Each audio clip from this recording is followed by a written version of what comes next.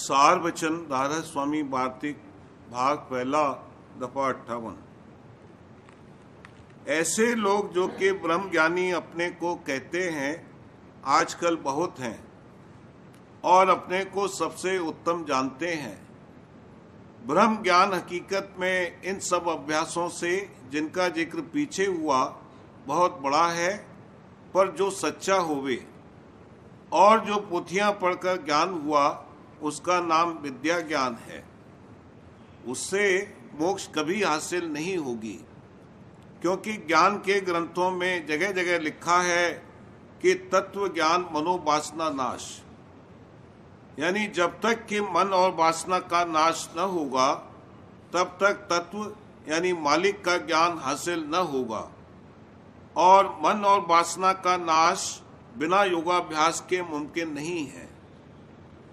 फिर जब तक कि योग की साधना नहीं करे तो वह ज्ञान वाचक है। इस कदर तो हर एक शख्स जिसको विद्या हासिल हुई कह सकता है और समझ सकता है। फिर इसमें क्या बड़ाई हुई और मन और इंद्रियों का क्या दमन हुआ। आजकल जो अपने तई ब्रह्मज्ञानी कहते हैं, जो उनसे पूछा जावे कि कहो क्या साधना करके तुमने ज्ञान पाया, तो नाराज हो जाते हैं। वाजे कहते हैं कि पिछले जन्म में कर आए। जो यह बात सही होती तो उनको साधना की युक्ति की खबर होती, यानी याद जरूर होनी चाहिए थी, क्योंकि ब्रह्म ज्ञानी और ब्रह्म में कुछ भेद नहीं है। यह कहा है कि ब्रह्मविद ब्रह्मवे भवति, और दूसरा इज़ा तमोल फकर फहो अल्लाह। फिर सूफी या ज्ञानी को सब हालतों की खबर होनी चाहिए। और इन ब्रह्म ज्ञानियों का यह हाल है कि इनको अपने मन और इंद्रियों की भी खबर नहीं कि वे क्या क्या काम उनसे करा रही हैं। ऐसी सूरत में अपने को ज्ञानी कहना और ब्रह्म मानना यह उनकी बड़ी भूल मालूम होती है। और इसका फल वही है जो कर्मियों को मिलेगा, यानी 84 का चक्कर भोगना पड़ेगा। दफा 59। जो पिछले वक्तों में ज्ञानी हुए, जैसे कि व्यास और वशिष्ठ और राम और कृष्ण, वे सब जोगेश्वर ज्ञानी थे और प्रकाशक थे, और चारों साधन उनके पूरे हुए थे। और इस वास्ते वे यह कैद लगा गए कि जिसमें यह चार साधन नहीं है वह ज्ञानी नहीं हो सकता, बल्कि ज्ञान के ग्रंथों के पढ़ने का अधिकारी भी नहीं है। और वह चार साधन यह है: पहला वैराग, दूसरा विवेक, तीसरा खट संपत्ति, इसमें 6 साधन है। पहला सम, दूसरा दम, तीसरा उपरति, चौथा तितीक्षा, पांचवा श्रद्धा, छठा समाधानता और चौथा मुमुक्षुता। आजकल के ज्ञानियों में इनमें से एक साधन भी नजर नहीं आता। उन्होंने घर त्यागने को वैराग समझा और पोथी पढ़ने और विचारने को विवेक, और खट संपत्ति को भी ऐसे ही अपने में घटा लिया कि देर अबेर भूख प्यास की बर्दाश्त है, सर्दी गर्मी की भी थोड़ी बहुत बर्दाश्त कर लेते हैं। कभी इंद्रिय और मन भी वक्त पढ़ने और विचारने पोथियों के रुक जाते हैं, और ज्ञानियों से मिलना और ज्ञान के ग्रंथों के पढ़ने और पढ़ाने के शौक को मुमुक्षुता समझ लिया। जब यह समझ है तो अब उनसे क्या कहा जावे। इस मूर्खता पर अफसोस आता है कि मेला और तमाशा और सैर देशांतर की और नामवरी के वास्ते भंडारे करने और झंडा खड़ा करके गोल बांधने वगैरह की तो इनके चित्त में ऐसी लाग है कि रेल के खर्च के और भंडारे के खर्च के लिए अदना अदना गृहस्थियों के रूबरू दीन होकर और राजों और साहूकारों से रुपया लेकर जोड़ते हैं, और फिर अपने तई वैरागवान कहते हैं। इससे जाहिर है कि उनको वैराग के स्वरूप और अवधि की जरा भी खबर नहीं है, और पोथियां पढ़ने और पढ़ाने का शौक नित्य बढ़ता जाता है। तो आश्चर्य आता है कि यह कैसा ब्रह्मानंद इनको प्राप्त हुआ कि जिससे जरा भी मन इनका नहीं बदला, और जो पूछो तो कहते हैं कि यह काम हम उपकार के वास्ते करते हैं। यह कहना उनका साबित करता है कि उनको यह भी मालूम नहीं है कि उपकार किसका नाम है। जो कोई ज्ञानी है वह जीवों के कल्याण करने के लिए समर्थ होना चाहिए। जीवों को बंध से छुड़ाकर मोक्ष पद में पहुंचाना, इसका नाम उपकार है। और विद्या पढ़ाकर लोगों को अहंकारी बनाना और खाना खिलाना और मंदिर और बाग और धर्मशाला बनाना और शराबरत लगाना, इसका नाम उपकार नहीं है। ऐसे उपकार के वास्ते तो साहूकार और राजे पैदा किए गए हैं, न कि ब्रह्म ज्ञानी। ब्रह्म ज्ञानी को तो चाहिए कि जीवों को उनके मन और इंद्रियों के बंधन से छुड़ाकर उनके निज स्वरूप को लखाना और उसमें पहुंचाना, ताकि आवागमन से रहित हो जावें और कष्ट और क्लेश की निवृत्ति हो जावे। सो यह विचारे क्या करें, उन्होंने अपने जीव का कल्याण तो किया ही नहीं, दूसरे का क्या कल्याण करेंगे। न मालूम क्या दुख पड़े या क्या आफत और घर की लड़ाई या झगड़े ने घेरा, या कि आलस और सुस्ती ने दबा लिया कि घर बार छोड़ दिया और मुफ्त में खाना और कपड़ा हासिल करने और अपनी मान और बड़ाई और पुजवाने की आशा लेकर भेंट ले लिया। और जब यह बात उनको थोड़ी बहुत प्राप्त हो गई, तब अपने तई बड़ा आदमी और उत्तम पुरुष या कि खुद ब्रह्म स्वरूप मान लिया और लोगों का धन खींचना और कोठियां चलाना या रुपया जमा करके ब्याज लेना और व्यापार करना शुरू किया, ताकि और ज़्यादा नामवरी पैदा करें और 10, 20, 100, 50 साधु घेर कर उन्हें खाना खिलाकर उनसे सेवा करावे और अपनी सवारी में उनको अदली बनाकर निकालें और मेलों में हाथी, घोड़े, पालकी और नालकी जमा करके और इधर उधर से निशान नक्कारे मांगकर शाही निकालें। अब गौर करने का मुकाम है कि क्या ऐसे लोग ब्रह्मज्ञानी हो सकते हैं कि जिनके मन में यह हिर्स और हविस भरी है, और जब उनकी यह ख्वाहिशें पूरी होती हैं तब महामगन होते हैं और औरों पर तान और अहंकार करते हैं और अपने तई महात्मा, पंडित और विद्यावान और महंत कहलाते हैं और गृहस्थियों से मदद लेकर एक दूसरे गोल पर अपनी रौनक और जलूस दिखाकर मान बढ़ाई चाहते हैं।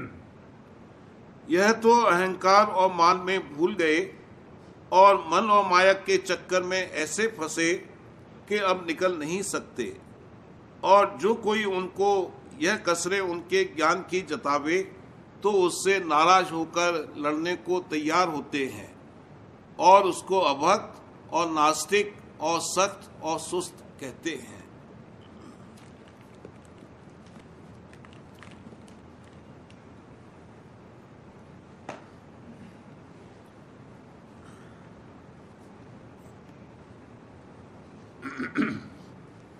प्रेम पत्र राधा स्वामी, पहला भाग, वचन चौथा। परमार्थ की कमाई में खास 3 विघ्नों का हाल। संतों के परमार्थ में शामिल होने और उसकी कमाई करने में 3 विघ्न भारी हैं।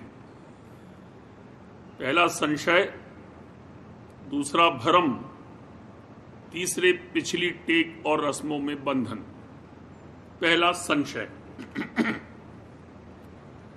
जो कोई सत्संग के वचन चेत करके सुने और जैसा कि संतों ने निर्णय किया है उसको गौर के साथ विचार करे और समझे, तो उसको कुल मालिक राधा स्वामी दयाल का निश्चय आसानी से हो सकता है, क्योंकि जमीनी और आसमानी कुदरत और रचना को देखकर इरादा और कारीगरी और मतलब बनाने वाले का साफ जाहिर होता है।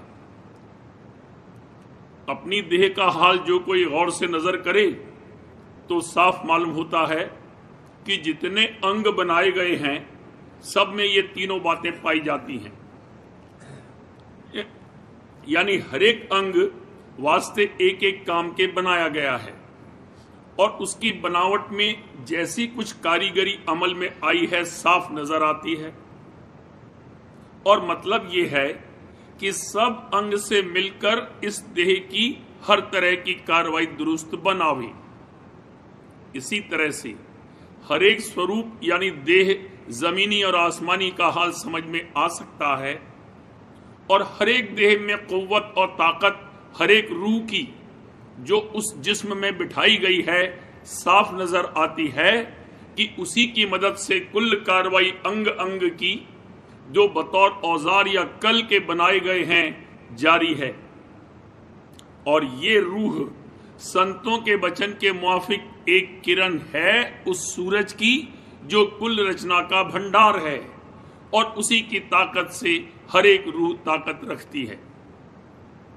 फिर ऐसा भंडार जहां से कि सब रूहें आई हैं कुल का मालिक हुआ और उसी कुल मालिक का नाम राधा स्वामी दयाल है। ये हाल बतौर मुख्तसर बयान किया गया है। रचना में बहुत दर्जे हैं बतौर गिलाफ या तहों के, और ये गिलाफ या तह बाहर रचना में एक एक भारी मंडल है और हर एक मंडल में सिवाय बहुत सी रचना के एक एक बड़ी रूह मालिक उस मंडल की है जिसकी ताकत से कुल कार्रवाई उस मंडल की जारी है। और नीचे के मंडलों में जो इसी तरह पर रूह हर एक मंडल की मालिक करार दी गई ऊपर की रूह से मदद पाती है। बात खत्म होने इन दर्जों के जो सबसे ऊंचा और आखिर दर्जा है वो राधा स्वामी देश कहलाता है। वहीं से आदि में सूरत की धार उतरी और नीचे मंडल बांध कर रचना करती चली आई। इस बयान से कुल मालिक और सर्व समर्थ होना राधा स्वामी दयाल का साबित है। जब ये बात अच्छी तरह समझ में आ जावे तो फिर किसी तरह का शक और शुभा उनके कुल मालिक और सर्व समर्थ होने में बाकी नहीं रहेगा। भ्रम उसको कहते हैं कि जो पद या पदार्थ की असली नहीं है उनको असली समझकर उनमें मन और चित्त का लगाना। जबकि राधा स्वामी दयाल के कुल मालिक और सर्व समर्थ होने में कोई शक बाकी नहीं रहा, तब नीचे के मंडलों के जो मालिक हैं उनको कुल मालिक समझना भ्रम में दाखिल है। नीचे के मंडलों के जो मालिक हैं वे सब हद वाले हैं और उन सब के ठहराव की तादाद वक्त मुकर्रर है। फिर जो कोई उनको कुल मालिक गर्दान कर उनका इष्ट धारण करेगा तो वक्त प्रलय उनके और उनके लोक के उसका भी सिमटाव हो जाएगा और जब फिर रचना वहां होगी तब वो शख्स भी फिर पैदा होगा।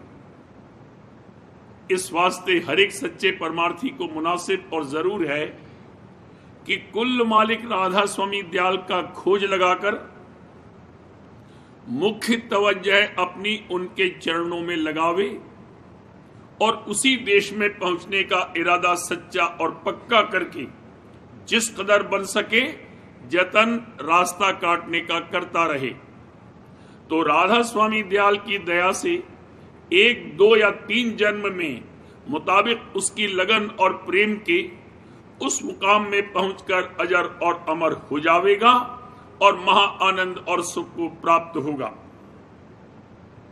और जिसकी तवज्जो है दुनिया और दुनिया के पदार्थों में रही वो मुआफिक अपने कर्मों के नीचे के लोक और नीचे के दर्जों की जूनों में भटकता रहेगा और देह के संग जो दुख सुख लाजमी हैं वे और जन्म मरण का दुख हमेशा सहता रहेगा।